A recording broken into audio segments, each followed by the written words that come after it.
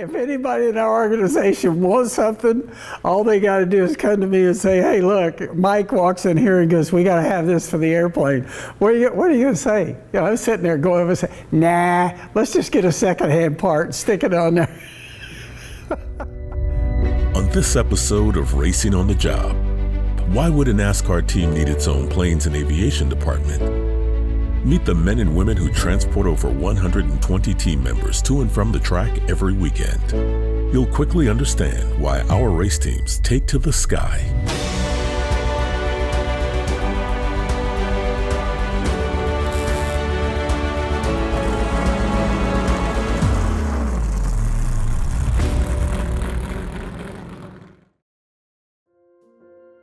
It actually really surprises people when they find out we have our own aviation department at Joe Gibbs Racing. In fact, we're actually like our own in-house airline. We bring out 150 people every week, and that's 38 weeks a year, to and from the racetrack. And it's not like it's just to and from.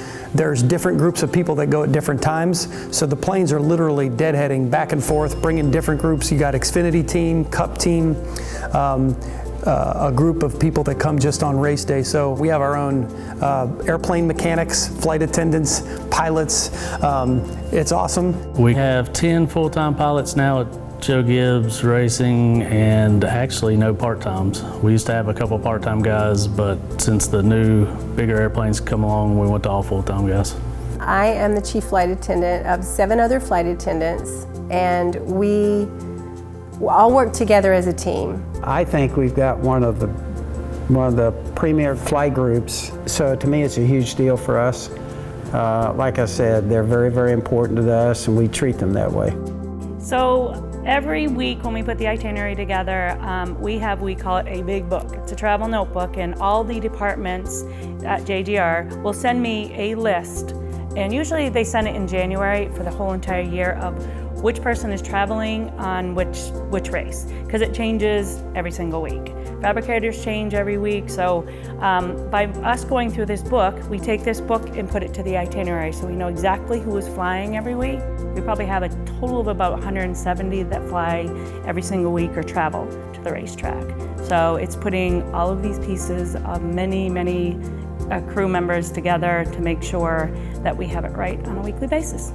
Amy Taylor and Terry Joyce, they are the main people who are in charge of coordinating with the other crew chiefs and administration and the inside offices to find out exactly who's going to be on our aircraft. So she will send out a manifest to me and everyone, all the flight attendants, the whole aviation department, to let us know who's going to be on our flight or that entire weekend. It actually starts back to when we schedule the flights based on NASCAR schedules and garage opening times and things like that.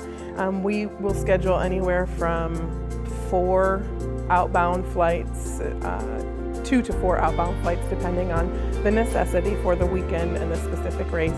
And then Terry determines how many people and who is going on which individual flight, and we build those manifests and put those against each flight and make sure the flight attendants, the pilots, have everything that they need in order to complete their flight planning properly. It's a big obligation for me because, you know, all the people back here that we treat like family, they're on those airplanes, and we're crisscrossing the country. I'm amazed at how many flights and everything I'm taking every week. I will say NASCAR teams have not always had aviation departments. In the old days, back in the 90s when I started, there were no planes. We got in vans, and I would say, I just remember like Richmond and Talladega, those were about 6.5 hours, after those races were the worst, you were exhausted. Those were the longer ones, and then after that, you were flying commercial everywhere. Us having an aviation department for these team guys is the fact that they work hard. And for them to be able to just come to a short drive over to our FBO where we park is so much more rewarding for them because they work so hard in the pits and on the job. So I feel like that's a huge thing for them. And when we leave the racetrack, they come straight to our airplane and we get them home and straight to their families. So I think that the ability for these guys to spend more time at home and have more quality of life is a great benefit of owning your own aircraft. If you were going to fly commercial and you're talking 160 people at $500 a piece every single weekend, it would be an extra hotel night on both ends when you get there and when you return, because after the race you're not going to be flying out right after the race. Extra car rental on each, extra per diem for each one of the guys. So for us to be able to do this in-house, it saves a lot of money for the team.